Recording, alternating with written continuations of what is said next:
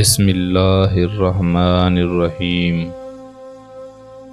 حضور اکرم صلی اللہ علیہ وآلہ وسلم شب معراج میں بیت المقدس کی طرف جاتے ہوئے مصر کے قریب ایک مقام سے گزرے تو انہیں نہایت ہی اعلیٰ اور زبردست خوشبو آنے لگی۔ آپ صلی اللہ علیہ وآلہ وسلم نے حضرت جبرائیل علیہ السلام سے پوچھا کہ یہ خوشبو کیسی ہے؟ جواب ملا کہ فرعون کی بیٹی کی باندی مشاطہ اور اس کی اولاد کی قبر سے آ رہی ہے۔ پھر حضرت جبرائیل علیہ السلام نے اس کا قصہ بیان کیا کہ مشاطہ فرعون کی بیٹی کی خادمہ تھی اور وہ خفیہ طور پر اسلام لا چکی تھی۔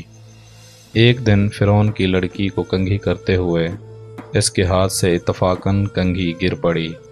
وہ اٹھانے لگی تو اس کی زبان سے بے ساختہ بسم اللہ نکل گیا۔ اس پر شہزادی نے کہا کہ تو نے آج یہ عجیب کلمہ بولا، رب تو میرے باپ فرعون ہی ہیں، تو پھر تم نے یہ کس کا نام لیا ہے؟ اس نے جواب دیا، فرعون رب نہیں بلکہ رب وہ اللہ ہے جو مجھے اور تجھے اور خود فرعون کو روزی دیتا ہے۔ شہزادی نے کہا، اچھا تو میرے باپ کے سوا کسی اور کو اپنا رب مانتی ہے؟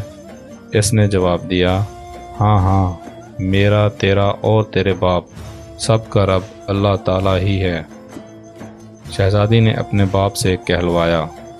وہ سخت غضبناک ہوا اور اسی وقت برسر دربار بلوا بھیجا اور کہا، کیا تو میرے سوا کسی اور کو اپنا رب مانتی ہے؟ اس نے کہا کہ میرا رب اور تیرا رب اللہ تعالیٰ ہی ہے جو بلندیوں اور بزرگی والا ہے۔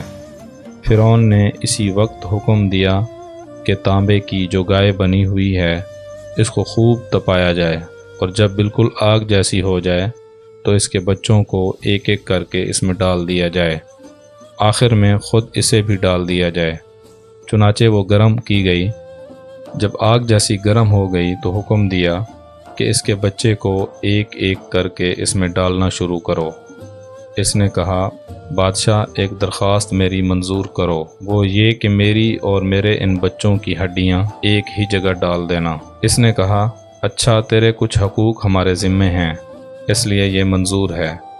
اس کی دونوں بچیاں اس کی آنکھوں کے سامنے اس میں ڈال دی گئیں اور وہ فوراً جل کر راکھ ہو گئیں۔ پھر سب سے چھوٹے کی باری آئی جو ماں کی چھاتی سے لگا ہوا دودھ پی رہا تھا۔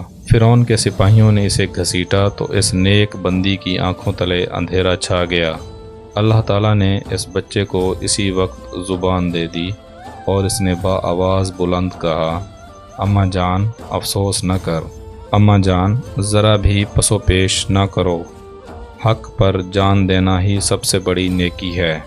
چنانچہ انہیں صبر آ گیا، اس بچے کو بھی آگ میں ڈال دیا گیا اور آخر میں ان کی ماں کو بھی اسی آگ میں جلا کر مار دیا۔ یہ خوشبو کی مہکیں اس کے جنتی محل سے آ رہی ہیں۔ سبحان اللہ۔